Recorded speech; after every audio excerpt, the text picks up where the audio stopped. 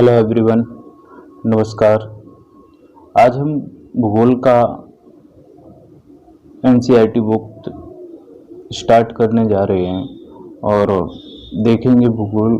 आज से स्टार्ट करते हैं। कक्षा 6वीं से लेकर 12वीं तक का ये हमारा एनसीईआरटी तैयार करने का मकसद ये है कि हम 2 महीने में पूरी कंप्लीट करें।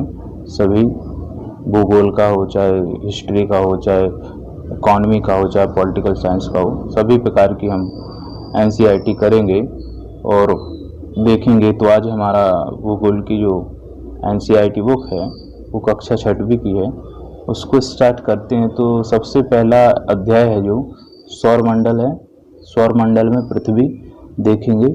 यहाँ से हम क्या है कि हम अपनी छोटी से छोटी समझ को विकसित करेंगे और अपनी मंजिल तक पहुँचेंगे। ठीक है, तो स्टार्ट करते हैं। कक्षा 6वीं के लिए लिखा है, जैसा कि आप देख पा रहे हैं, भूगोल पाठ्यक्रम।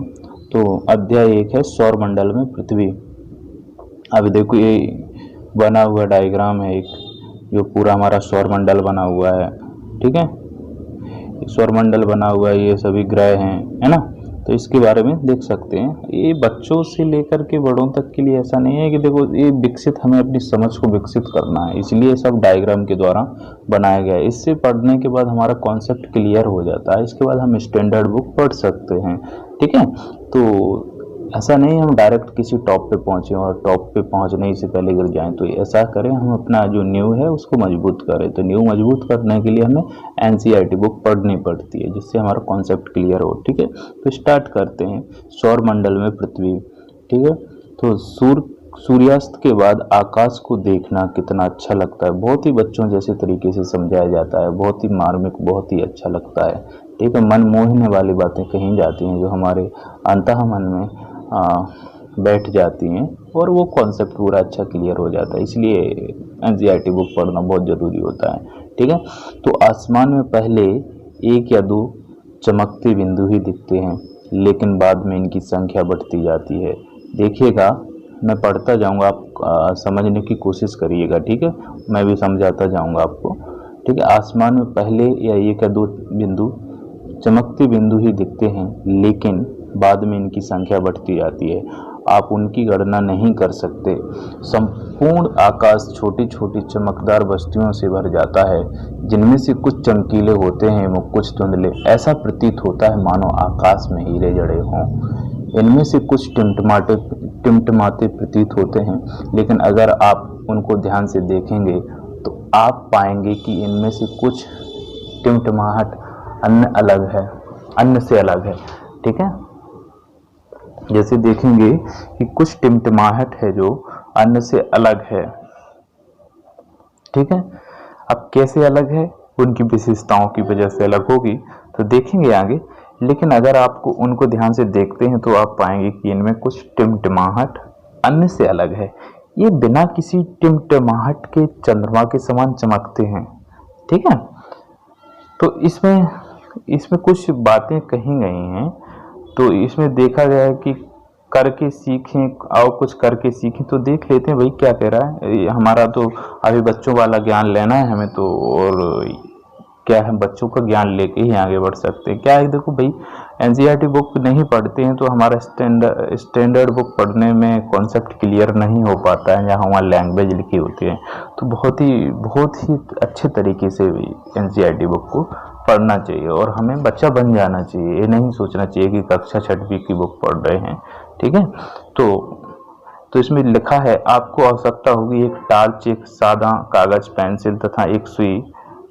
अब बता रहा है कि प्रथम चरण की बात करें तो कागज के मध्य में टार्च को इस प्रकार देखें कि उसका आप घर पे प्रैक्टिकल कर सकते हो, उसका कांच कागज से सटा रहे। अब कांच के चारों ओर एक वृत्त की खींचे।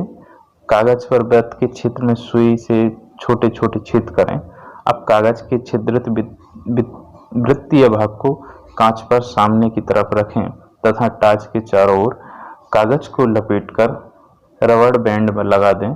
ध्यान रखिए कि टार्च की, देखो यहाँ पे सौरमंडल बनवाने की कोशिश कर रहे हैं। ठीक है, ये प्रैक्टिकल के लिए घर पे है।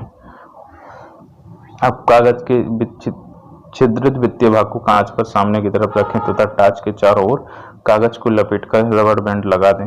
ध्यान रखें कि टार्च की स्विच कागज के बाहर रहे।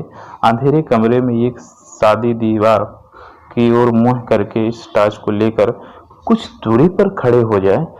दूसरी सभी बत्तियों को बुझा दें। अब टार्च की रोशनी को दीवार पर डालें।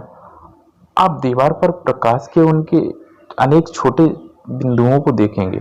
बिल्कुल वैसे ही देखो कितने प्यारे मार्मिक तरीके से हमारे को समझाया, जो हमारे को पूरा कॉन्सेप्ट क्लियर हुआ। देखो क्या बोल रहा है, बिल्कुल वैसे ही जैसे रात के समय आसमान में तारे चमकते हैं।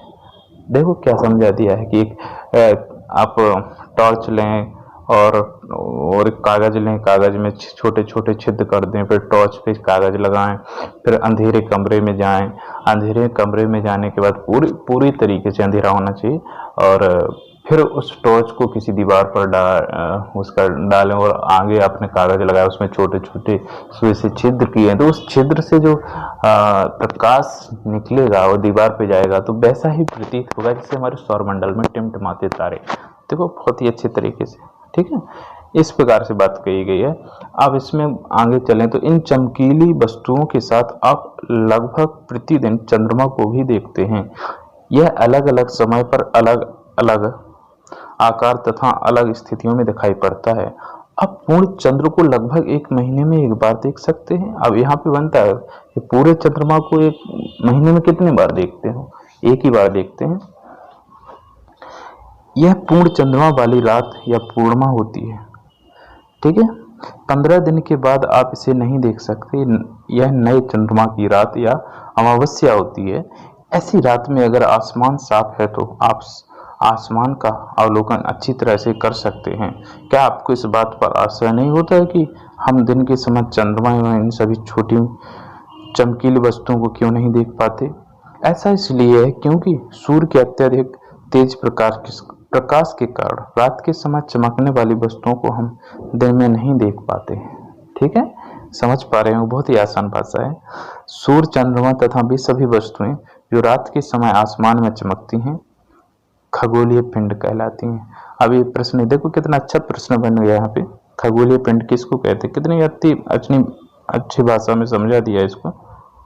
सूर्य, चंद्रमा तथा वे सभी वस्तुएं जो रात में चमकती हैं आसमान में, उनको हम क्या कहते हैं? खगोलीय पिंड कहते हैं। ये बन गया, ठीक है। खगोलीय पिंड किसको कहते हैं, ये भी बन जाता है ऐसा प्रश्न, ठीक है। कुछ खगोलीय पिंड बड़े आकार वाले तथा गर्म होते हैं। ये गैसों से बने होते हैं, उनके पास अपनी ऊष्मा है। ये गैसों से बने होते हैं, उनके पास अपनी ऊष्मा तथा प्रकाश होता है, जिसे वे बहुत बड़ी मात्रा में उत्सर्जित करते हैं। गैसों से बने होते हैं खगोलीय पिंड, ठीक है, तो गर्म होते हैं, जिनके पास अपनी ऊष्मा होती है तथा प्रकाश होता है, बहुत बड़ी मात्रा में उत्सर्जित करते हैं इनको। इन खगोलीय पिंडों को तारा कहते हैं, जो अब खुद क्या होता है, जो खुद चमकते हैं, खुद चमकने की जो क्षमता रखते हैं। जैसे सूर्य एक तारा है, ठीक है, जो खुद चमकने की अहमियत रखता है, खुद चमकने की क्षमता रखता है, वही तो तारा है। नहीं तो तारा स्टार सभी नहीं बन पाते, ठीक है। स्टार बनने के लिए खुद चमकना पड़ता है। तो ऐसे ही तारे को कहा गया है। तारा कौन है? जो खुद प्रकाशमान होता है। रात के समय चमकते हुए अनगिनत तारे सूर्य के समान नहीं हैं, लेकिन हमसे बहुत अधिक दूर होने के कारण हम लोग उनकी ऊष्मा या प्रकाश को महसूस नहीं करते तथा वे अत्यंत छोटे दिखाई पड़ते हैं। आपने अवश्य ध्यान दिया होगा कि कुछ दूरी से देखने पर सभी वस्तुएं छोटी दिखाई पड़ती हैं। अत्यधिक ऊंचाई पर उड़ रहा हवाई जहाज कितना छोटा दिखाई देता है। समझ पा रहे हो कि कुछ तारे होते हैं जो आसमान में बहुत ऊपर हैं, जो बहुत छोटे दिखाई देते हैं। छोटे क्यों दिखाई देते हैं? क्योंकि बहुत ऊंचाई पर हैं। अब उनने इस एग्जाम्पल को एरोप्लेन के द्वारा समझा दिया कि हवाई जहाज को आपने देखा होगा कि बहुत ऊपर वो उड़ता है, तो बहुत छोटा छोटा दिखाई देता है, जबकि वो बड़ा होता है। अब वो तो तारे तो उससे भी ऊंचाई पर हैं, तो वो तो छोटे दिखाई देंगे ही देंगे। देखो कितने प्यारे भाषा में समझा रहे हैं, ठीक है। आपको अवश्य ध्यान दिया होगा कि कुछ दूरी से देखने पर सभी वस्तुएं छोटी दिखाई पड़ती। अत्यधिक ऊंचाई पर उड़ रहा हवाई जहाज कितना छोटा दिखाई देता थे।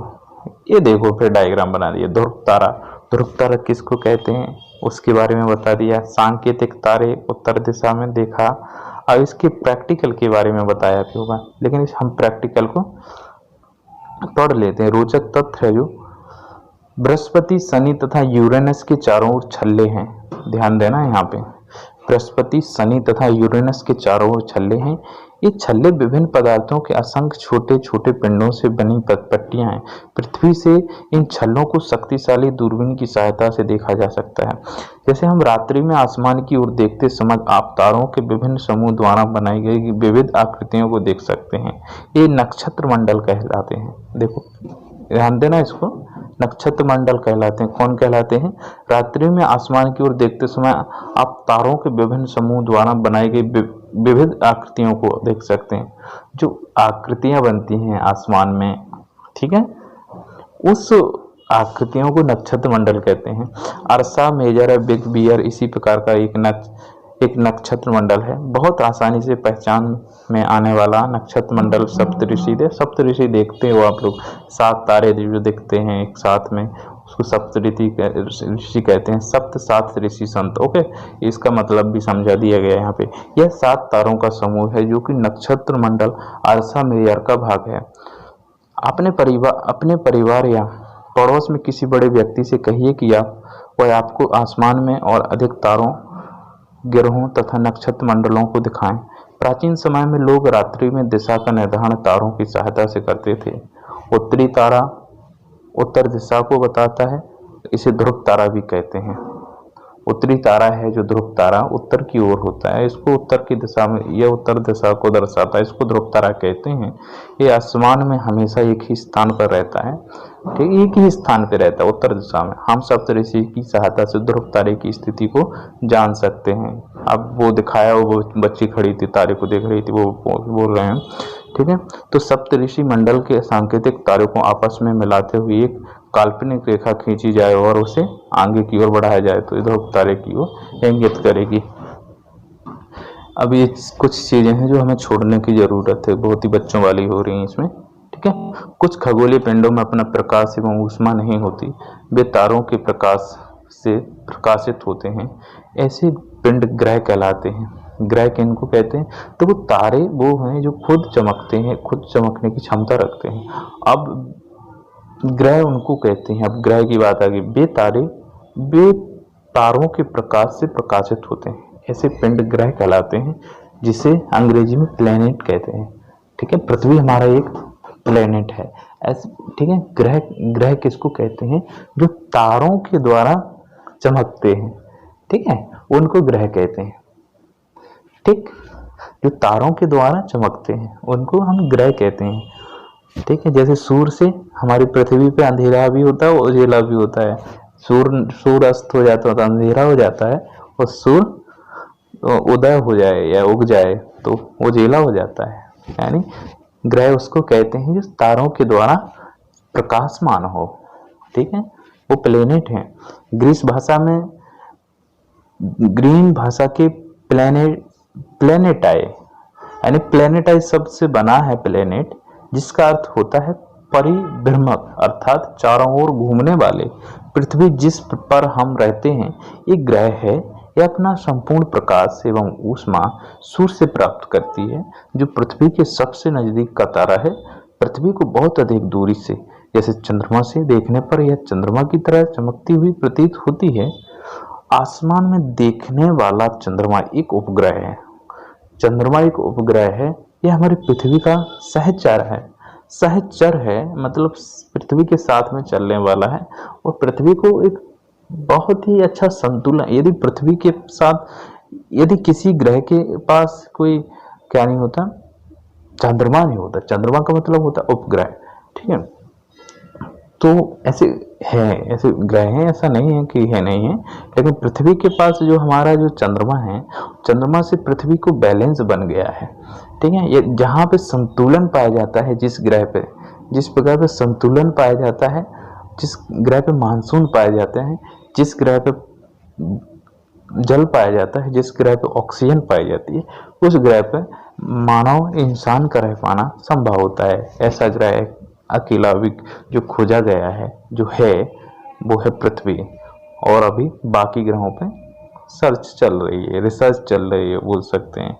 ठीक है, तो चंद्रमा एक उपग्रह है, यह हमारी पृथ्वी का सहचर है। जब तक चंद्रमा होगा पृथ्वी होगी। ओके, ऐसा नहीं है चंद्रमा के बिना पृथ्वी नहीं रह सकती, ना सूर्य के बिना। तो ये संतुलन बना रखा है सौरमंडल ने अपने आप में। इसके चारों ओर चक्कर लगाता है। हमारी पृथ्वी के समान 7 अन्य ग्रह हैं जो सूर्य के प्रकाश एवं ऊष्मा प्राप्त करते हैं, और भी ग्रह हैं जो, उनमें से कुछ के पास अपने चंद्रमा भी हैं, कुछ के पास नहीं है। ठीक है, ये डायग्राम बना हुआ है। अब इसके बाद सौरमंडल के बारे में जाने तो सौरमंडल सूर्य, 8 ग्रह, उपग्रह तथा अन्य कुछ खगोलीय पिंड जैसे क्षुद्र ग्रह, उल्का पिंड मिलकर सौरमंडल का निर्माण करते हैं। समझ गए होंगे। ठीक है, उसे हम सौर परिवार का नाम देते हैं, जिसका मुखिया सूर्य होता है। सूर्य सौरमंडल के केंद्र में स्थित है। यह बहुत बड़ा है, ये अत्यधिक गर्म गैसों का गोला है एक प्रकार से। इसका खिंचाव बल इससे सौरमंडल को बांधे रखता है। सूर्य सौरमंडल के लिए प्रकाश एवं ऊष्मा का एकमात्र स्रोत है, लेकिन हम इसकी अत्यधिक तेज ऊष्मा को महसूस नहीं करते हैं, क्योंकि सबसे नज़दीक का तारा होने के बावजूद यह हमसे बहुत दूर है। ये सूर्य की पृथ्वी से लगभग 15 करोड़ किलोमीटर दूर है। समझ पा रहे हो, पृथ्वी से बहुत दूर है, 15 करोड़ किलोमीटर दूर है। बहुत बड़ा तारा है, लेकिन तारा तो है बड़ा, लेकिन इसकी हम गर्मी को भी महसूस नहीं कर पाते। इतना टेम्परेचर तो है, उतनी तो गर्मी होती है, लेकिन असहनीय गर्मी जिसको हम सहन ही नहीं कर सके। उस गर्मी को इंसान ने अभी सहा नहीं, उस गर्मी को सहेंगे तो पिघल जाएंगे भाई। तो उसका कारण यही है कि पृथ्वी से बहुत दूर है, बहुत दूर, लगभग 15 करोड़ किलोमीटर। समझ पा रहे हो ना। अब ये बात दे रहे हैं कि क्या आप जानते हैं पौराणिक रोमन कहानियों में सौर सूर्य देवता को कहा जाता था। सौर शब्द का अर्थ होता है सूर्य से संबंधित, इसलिए सूर्य के परिवार को सौरमंडल कहा जाता है। सौर शब्द का उपयोग करते हुए अधिक शब्दों को लिखें, ये सब समझा रखा है, कितना प्यारा ये। ठीक है, अब इसको हम छोड़ते हैं, आगे चलते हैं। ठीक है, अब ग्रह को देख लेते हैं। हमारे सौरमंडल में 8 ग्रह हैं, सूर्य से दूरी के अनुसार भी हैं। जैसे सूर्य से क्रमशः दूरी के अनुसार, जैसे पहले बुध है, शुक्र है, पृथ्वी है, मंगल है, ये पूरा क्रम है। यानी दूरी के हिसाब से पहले कौन है, फिर कौन है, फिर कौन है, फिर कौन है, ऐसा। ठीक है, क्रमशः।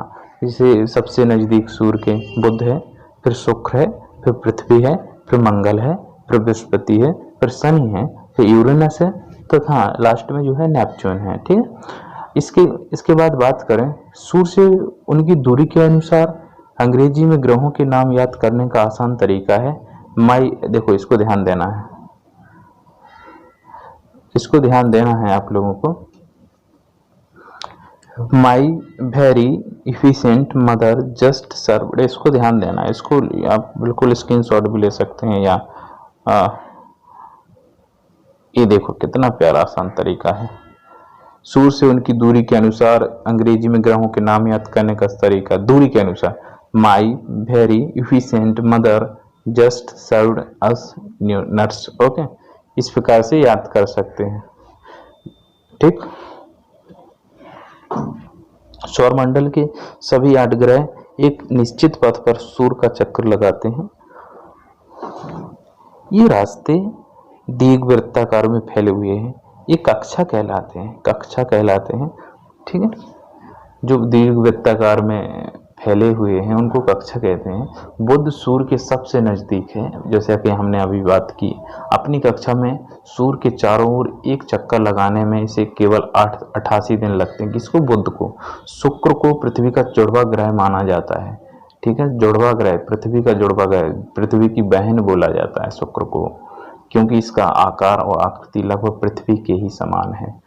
अभी तक प्लूटो भी एक ग्रह माना जाता था, परंतु अंतर्राष्ट्रीय खगोलीय संगठन ने अपनी बैठक अगस्त 2006 में यह निर्णय लिया कि कुछ समय पहले खोजे गए अन्य खगोलीय पिंड जो 2003 UB313 सिरस यानी तथा प्लूटो बौने ग्रह कहे जा सकते हैं। ठीक है, खगोलीय अंतर्राष्ट्रीय खगोलीय संगठन है और प्लूटो को लिस्ट से बाहर कर दिया है। किसी भी प्रकार की विशेषता से वो परिपक्व नहीं होगा। जो ग्रह अपनी विशेषताओं को साथ में संग्रहित करता है, हो सकता है किसी न किसी प्रकार की इसकी विशेषता में कमी हो। इसलिए क्या किया, अंतर्राष्ट्रीय खगोलीय संगठन ने अपनी बैठक ली और अगस्त 2006 में इसको क्या किया, इसको बौना ग्रह साबित कर दिया। किसको? प्लूटो को। ठीक है, तो 8 ग्रह हैं हमारे, पहले 9 ग्रह हुआ करते थे। ठीक है, अब पृथ्वी की बात करें तो सूर्य से दूरी के हिसाब से पृथ्वी तीसरा ग्रह है, आकार में यह 5वां सबसे बड़ा ग्रह है। यह ध्रुवों के पास थोड़ी चपटी है, यही कारण है कि इसके आकार को भू आभ कहा जाता है। इसके पृथ्वी के आकार को क्या कहा जाता है? भू आभ। ओके, भू आभ का अर्थ है पृथ्वी के समान आकार। जीवन के लिए अनुकूल परिस्थितियां संभवतः केवल पृथ्वी पर भी पाई जाती हैं। पृथ्वी ना तो अधिक गर्म है, बहुत ही संतुलित है हमारा ग्रह। बहुत सौभाग्यशाली हम इंसान जो हम ऐसे ग्रह पर निवास करते हैं। पृथ्वी ना तो अधिक गर्म है, ना ही अधिक ठंडी है। यहाँ पानी एवं वायु उपस्थित है जो हमारे जीवन के लिए आवश्यक है। वायु में जीवन के लिए आवश्यक गैसें जैसे ऑक्सीजन मौजूद है। इन्हीं कारणों से पृथ्वी सौरमंडल का सबसे अद्भुत ग्रह है। बोल ही सकते हैं, पृथ्वी ना होती तो हम ना होते। ठीक है, तो अंतरिक्ष से देखने पर पृथ्वी नीले रंग की दिखाई देती है। क्यों देती है? उसका भी कारण है। 2/3 सतह पर पानी है, इसलिए इसे नीला ग्रह भी कहा जाता है। ठीक है, पानी के कारण ये अंतरिक्ष से नीली दिखाई देती है। अब कुछ सवाल पूछना चाह रही है हमारी एनसीईआरटी को कक्षा 6वीं की आप लोगों से। प्रकाश की गति लगभग जानते नहीं है तो सीख लेते हैं भाई। प्रकाश की गति लगभग कितनी होती है? समझ पा रहे कितना लिखा है? 3 लाख किलोमीटर प्रति सेकंड। जो प्रकाश है उसकी गति 3 लाख किलोमीटर प्रति सेकंड होती है। कितनी अच्छी बात हमें जानने को मिल रही है। इस गति के बावजूद सूर्य के प्रकाश को पृथ्वी तक पहुंचने में लगभग 8 मिनट का समय लगता है। आप देखो, सूर्य से पृथ्वी तक जो प्रकाश पहुंचता है उसको लगभग 8 मिनट का समय लगता है। लगभग में बोल रहे हैं, कहीं पे 8.17 दिया रहता है, 20 भी दिया रहता है। ठीक है, ऐसा दिया रहता है, तो इस यहाँ लगभग में बोला गया है। तो सबसे पहली बात तो हमें जानने को ये मिली है कि पृथ्वी वो प्रकाश की गति कितनी होती है? वो होती है 3 लाख किलोमीटर प्रति सेकंड। मतलब 1 सेकंड में 3 लाख किलोमीटर कवर करता है और 15 करोड़ किलोमीटर सूर्य से पृथ्वी की दूरी है। ठीक है, पृथ्वी से सूर्य की दूरी 15 करोड़ किलोमीटर है। अब इस दूरी को तय करने में उसको लगभग 8 मिनट का समय लगता है। रोचक तथ्य की बात करें तो नील आर्मस्ट्रॉन्ग पहले व्यक्ति थे जिन्होंने 20 जुलाई 1969 को सबसे पहले चंद्रमा की सतह पर कदम रखा था। मालूम करो कि क्या कोई भारतीय चंद्रमा पर गया है?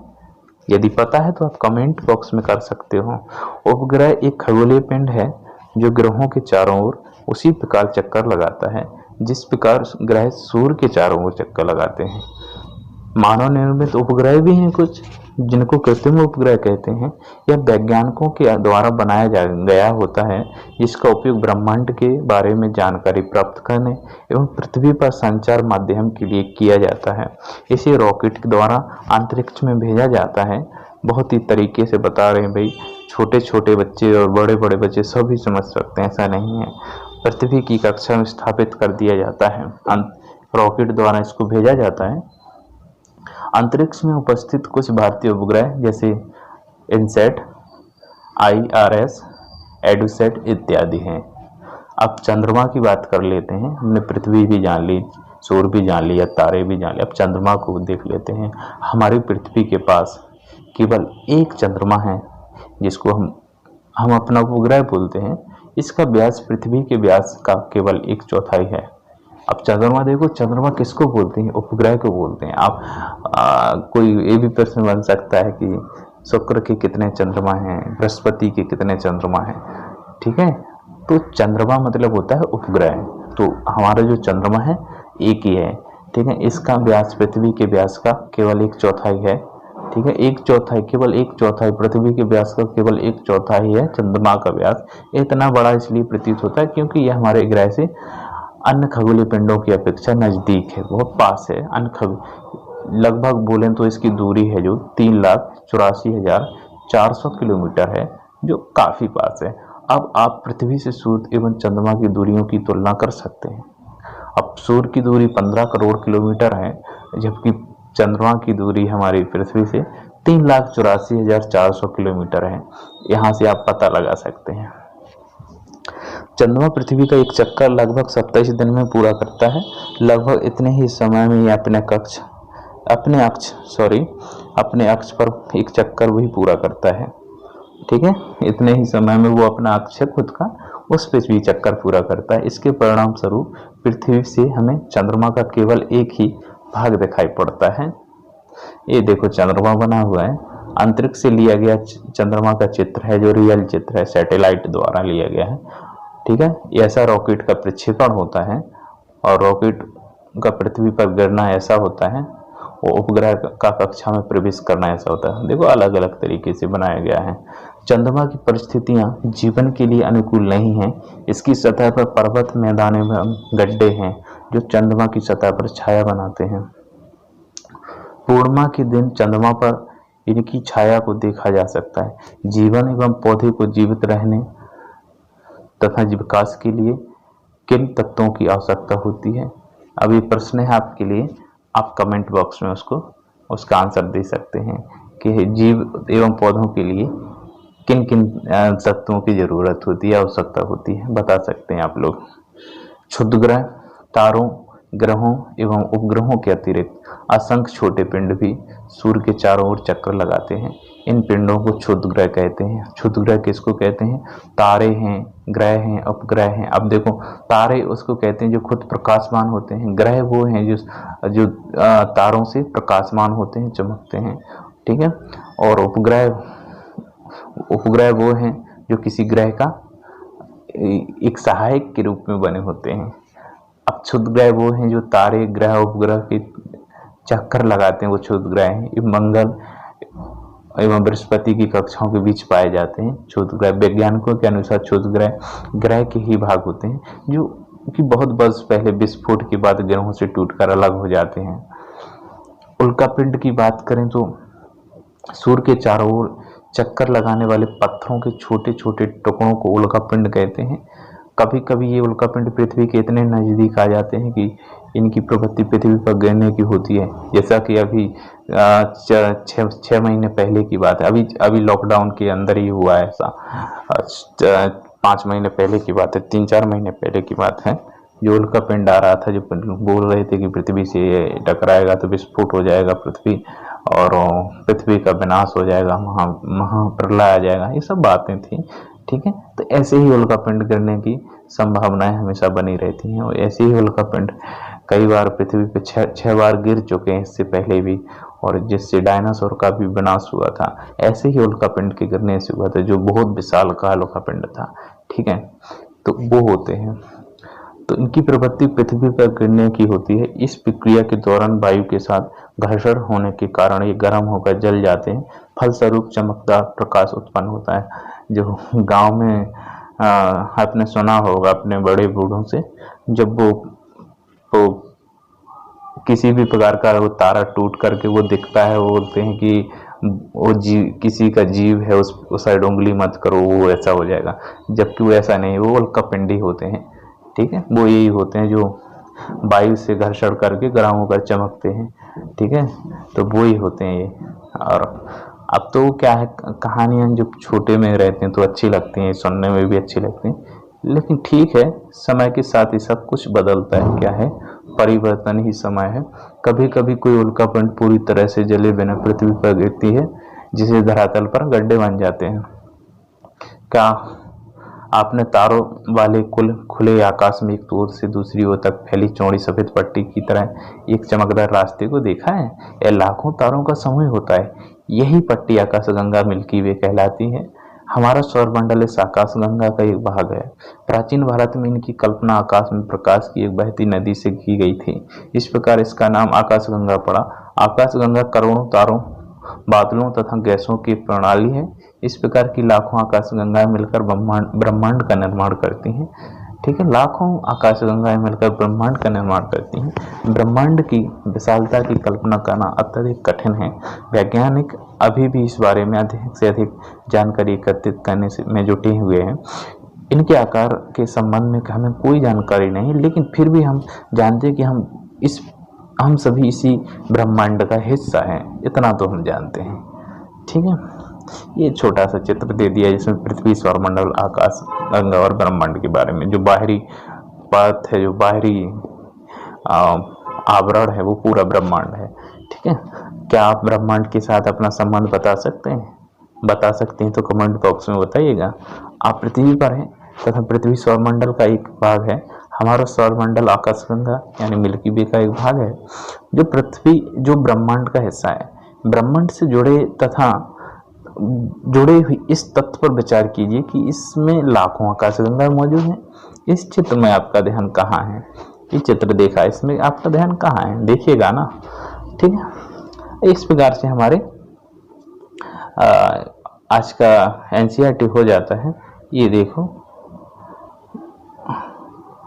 कुछ चीजें हैं जो बताना चाह रहे हैं। जैसे ये तो इतना होगा। यहाँ खेल के बारे में दे दिया, आया खेलें खेलें, ये सब छोड़ते हैं। और ये प्रश्न है जैसे कुछ, उनको आप देख सकते हैं। जैसे ग्रह और तारे में क्या अंतर होता है? जैसे हमने बताया ग्रह क्या है, तारे क्या हैं। ग्रह खुद प्रकाशमान नहीं होते हैं। ठीक है, ग्रह दूसरे पे डिपेंड होते हैं, ऊष्मा के लिए भी, प्रकाश के लिए भी। तो यहाँ मत भूलिएगा कि ग्रह क्या है, तारे क्या हैं। तारे वो हैं जो खुद प्रकाशमान होते हैं। जैसे सूर्य एक तारा है जिसमें लगातार प्रकाश क्रिएट होता है, उत्पन्न होता है। ठीक है, तो ग्रह वो हैं जो खुद प्रकाशमान नहीं हो पाते हैं। ठीक है, जो तारों पर डिपेंड होते हैं। और तारे वो हैं जो खुद प्रकाशमान होते हैं। इतना ही है, फिर तो बहुत डिटेल हो जाएगी। सौरमंडल से आप क्या समझते हैं? देखो, सौरमंडल भी पूछ लिया है। ठीक है, आप जानते हैं तो कमेंट करके बताइएगा। जो भी मैंने बताया ऊपर, सूर्य से उनकी दूरी के अनुसार सभी ग्रहों के नाम लिखें, जो भी बता दिए हैं। ठीक है, इनको हम देख सकते हैं ऐसा करके। और जो भी आपको प्रश्न समझ में नहीं आ रहा है तो वो कमेंट बॉक्स में वो कमेंट करके पूछ सकते हैं। आपका बहुत बहुत धन्यवाद जो आप जुड़े और सुना, और आपका जो लक्ष्य है आपको प्राप्त हो, यही मेरी मनोकामना है। Thank you very much.